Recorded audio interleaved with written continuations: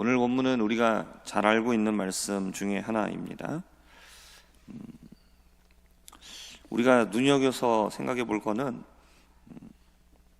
엠마오로 가고 있었던 이 두 사람, 이 두 제자는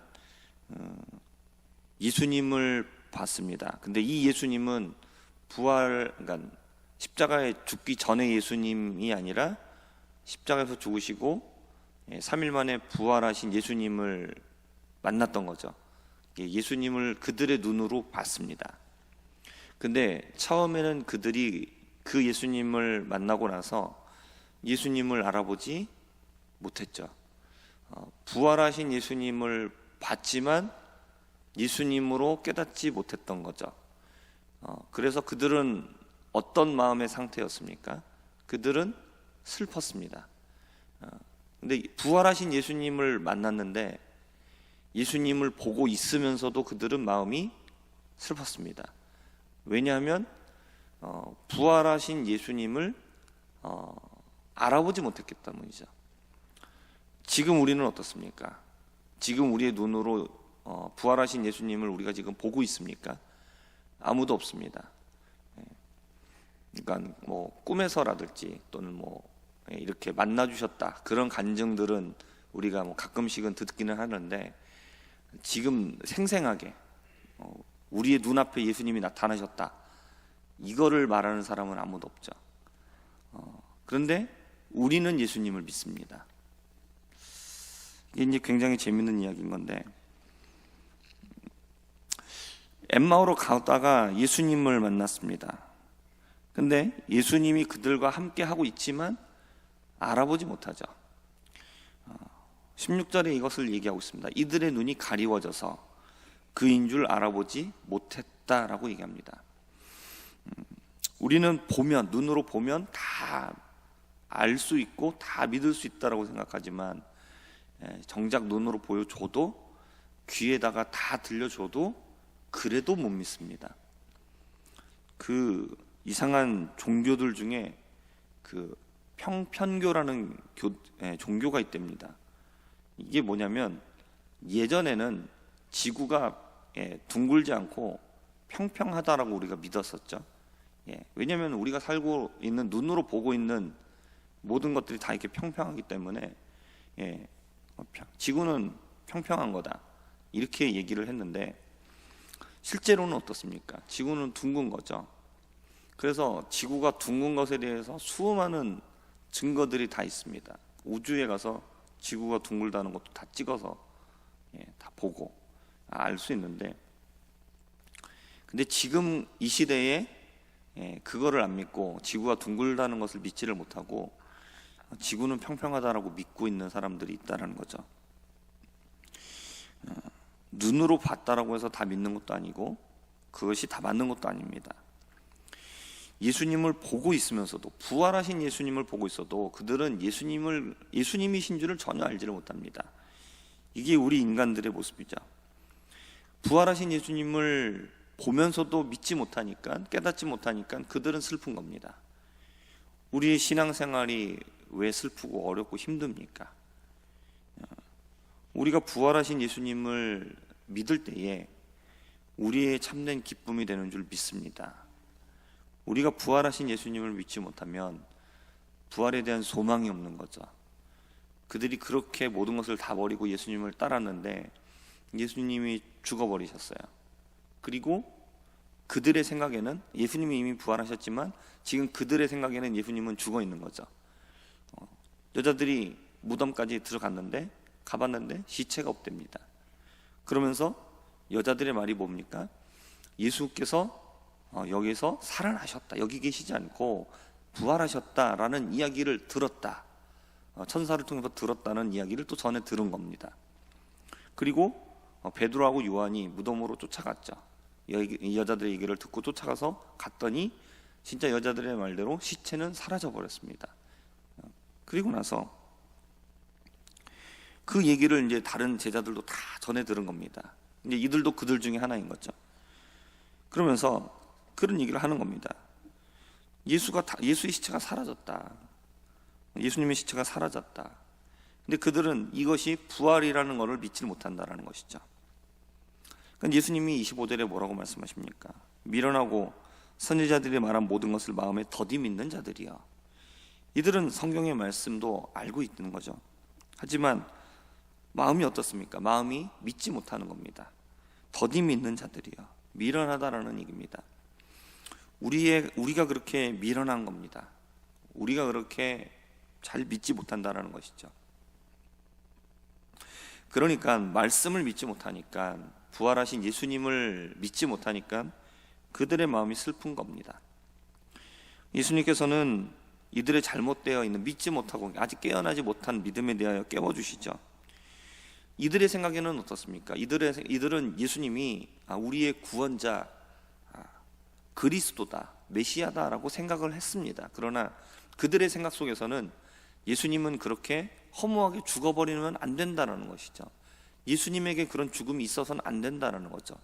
베드로가 대표적이죠. 그런 일들은 예수님에게 없을 거라는 겁니다. 근데 예수님이 죽어버렸으니까 이들은 이것을 이게 받아들여지지가 않는 거죠. 그리스도가 왜 죽어야 되냐? 하나님이 보내신 메시아가 왜 죽어야 되느냐? 이게 말이 안 된다는 것이죠. 그래서 예수님께서는 이 그리스도는 이런 고난을 받아야 된다, 그리고 영광을 얻어야 된다라는 것을 모세와 선지자의 글로부터 시작하여서 예수에 관한, 자신에 관한 모든 것을, 성경에 있는 것을 풀어서 설명을 해주십니다. 그리고 나서 그들이 눈이 밝아지죠. 비로소 예수님을 알게 된 겁니다. 그리고 나서 그들이 눈이 밝아져 예수님인 것을 알게 되니까 예수님은 그들의 눈에서 사라져 버렸습니다. 이들이 깨닫지 못할 적에는 눈으로 보아도 믿지 못했던 예수님이었는데, 그들이 깨닫고 나니까 예수님이 사라지시죠. 그러나 그들이 눈에서 사라졌으니까 예수님의 부활을 믿지 못하게 되었을까요? 그렇지 않죠. 그들이 깨닫게 되니까, 믿게 되니까 예수님은 이제 눈에 보이지 않아도 된다는 것이죠. 우리도 마찬가지입니다. 예수님이 눈에 보이지 않아요. 어느 누구도 우리 눈으로, 육신의 눈으로 예수님을 본 사람은 아무도 없습니다. 그러나 우리가 믿을 수 있는 이유가 뭡니까? 우리가 예수님은 부활하셨다라고 말할 수 있는 이유는 무엇입니까? 제자들이 말하죠. 그들이 서로 얘기합니다.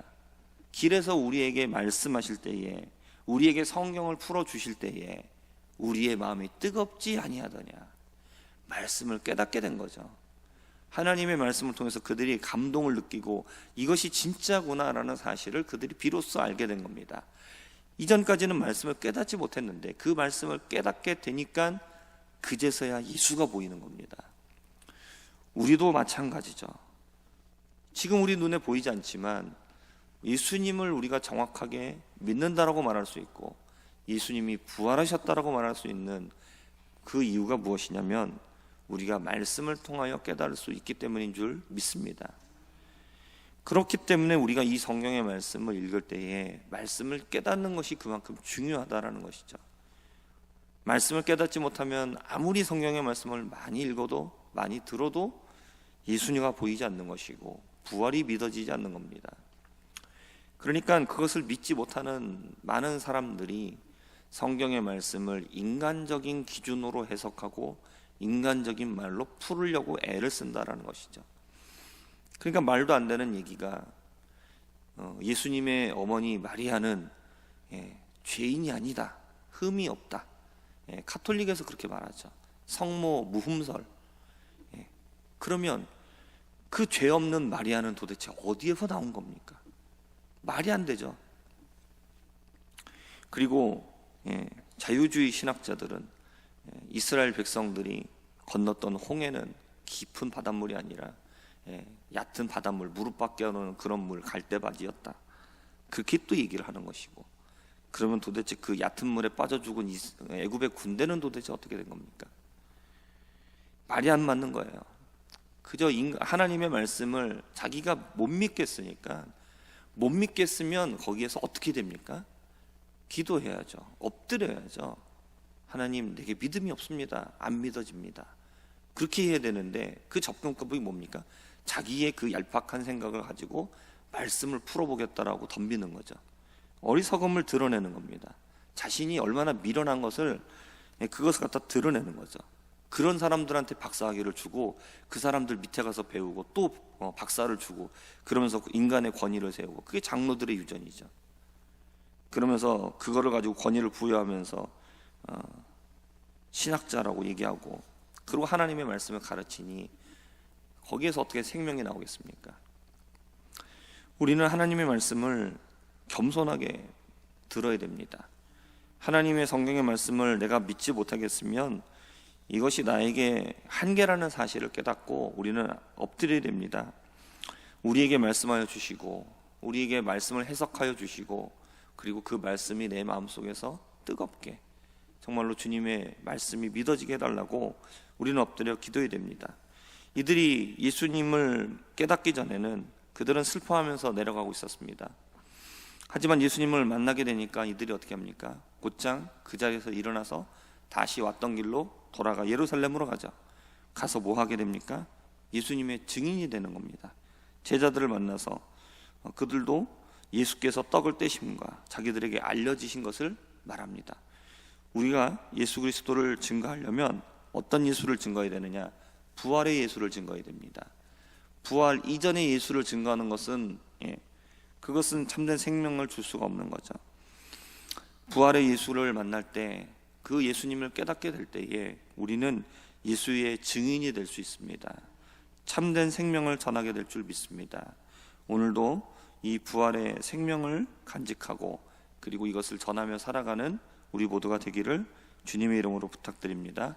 기도하겠습니다. 하나님 아버지, 우리의 눈을 밝히 뜨게 하여 주셔서 하나님 성경의 말씀을 깨닫게 하여 주시고 부활하신 예수님을 만나게 하여 주옵소서.